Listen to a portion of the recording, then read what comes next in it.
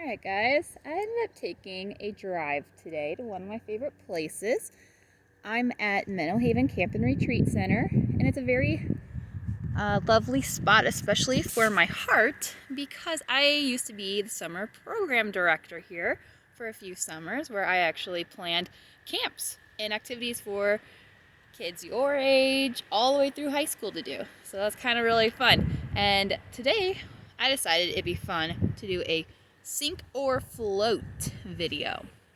Now, last summer in 2019, I did a video just like this, but it was involving my campers having to make rafts out of cardboard and tape and seeing if they can float from that island to this dock. Ooh, that's some wind. Hopefully you guys can hear me okay. So it was fun to watch how the different shapes were really what made it happen, if it would float or if it would sink. Now hold on, I'm gonna wait for this. It's a very windy day out here, so hopefully we can get this video done. Yikes. Anyways, so I brought some supplies to see what would sink and what would float. So we're gonna do a few at a time. And if you remember from my last video with the oranges, that a lot of times density, which is what makes things float because of its mass. Mass is without gravity, so not weight. So imagine your weight, your body, up on the moon flying around. That's how you imagine mass, the amount of space that you take up without being pulled to the ground. It's tricky. The more you practice and learn it, the better it is.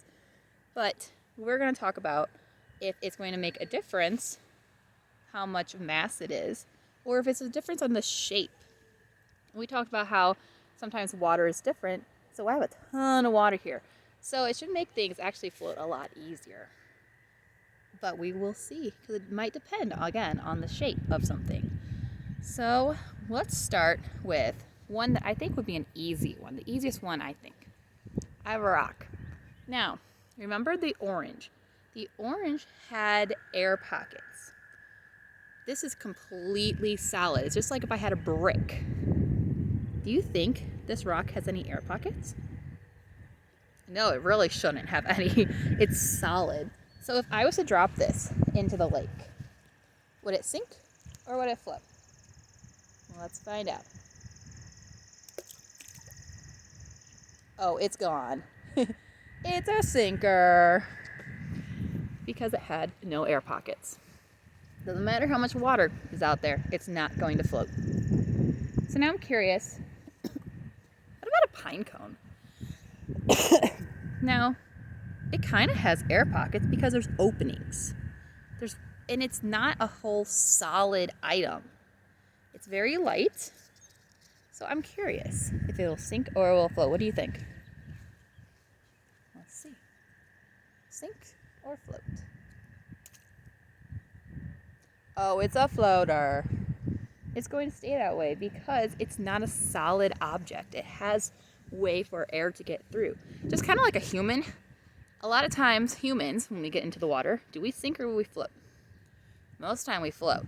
Some of us sink better than others, but it depends, again, on our mass. So most of the time, humans, we're floaters. And that's kind of what a pine cone's doing. It has a way for air to get in, so it's flowing. Now, this one has part of like a solidness to it. It's a whisk, but it also has some openings. Now, this one I have to definitely retrieve back out of the lake.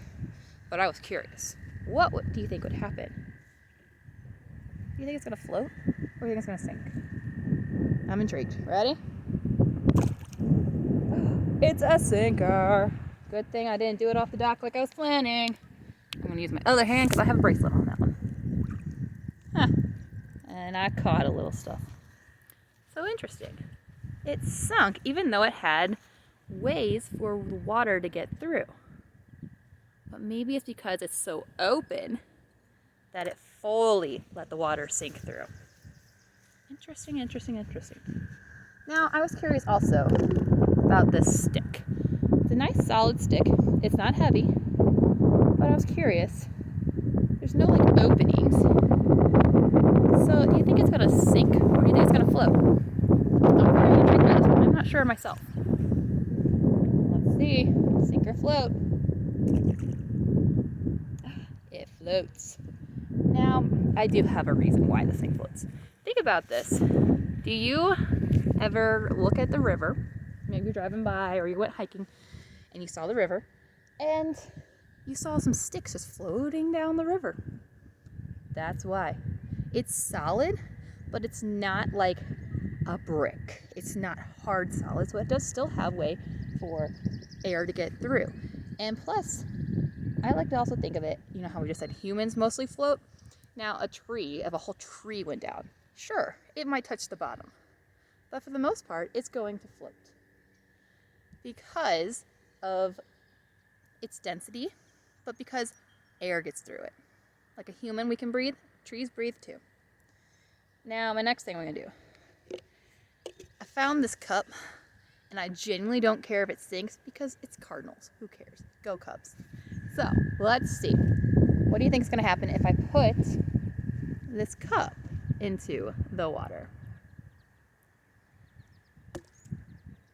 It floats. But you know, it did have a whole air pocket right here. So what happens if I fill it up with water? Oh. It went down, but it came back up. It still has enough air pocket. I think you would have to put it down at a very low spot for it to not come back up. It slowly pops back up. Very interesting. I'm learning a lot today with you guys. I like this project. Now, we just learned that even though that one might be full of water, it'll still kind of come back to the top. So what do you think an unopened water bottle will do? I'm not excited to drink this after I throw this into the lake, so we'll see. I'll have to clean this off. What do you think's gonna happen? Float or sink? Oh, what's it doing? Oh, it's coming back up. It's a floater. Yeah, I'm gonna clean that off hardcore before I drink that. And then I just brought some fun things because why not try it with a ball and a frisbee? Now, a ball. I like to think of it like the orange. It's round. It's kind of boatly like. So it should be able to float pretty well, right? And there are air pockets in there because what do you have to use to blow up a ball in order for it to work? You have to put air inside. So my calculations tell me this ball should float. What do you think? I'm gonna nicely drop it so it doesn't splash me. Ah! Sure enough, it's not even gonna slightly sink. It is definitely a floater. It's basically like a boat. It's built to float. And it's just all full of air. So it has tons of air pockets in there to keep it floating. My last one for today's projects. I have to drop that onto the ground, otherwise that's gonna be rolling away. It's the frisbee. What do you think will happen if I put the frisbee in here? Do you think it matters if it's up, down, or sideways? I would imagine this is gonna float like this because it's made like a boat. Sure enough, it does. But what if I flip it over? Look at that. It slowly started to sink, but it came back up because of the little bit of air pocket. So what if I push it down? Will it stay? Nope. Comes back up. Air pocket. Sideways. Might hang out in the ground if it gets stuck. Oh. And, oops, sorry, I wasn't even filming that. Back to the surface. It's a floater. So it's just interesting to see how different objects will float or sink depending on their mass, depending on their shape, and their build. Maybe try it out at home. Just get a little kiddie pool if you need to, or even just a bucket of water. Keep in mind, water will change. The amount of water will change if something will float or not, depending on the object. But that's also a fun trick to learn. And there's a beautiful view for you. See you later.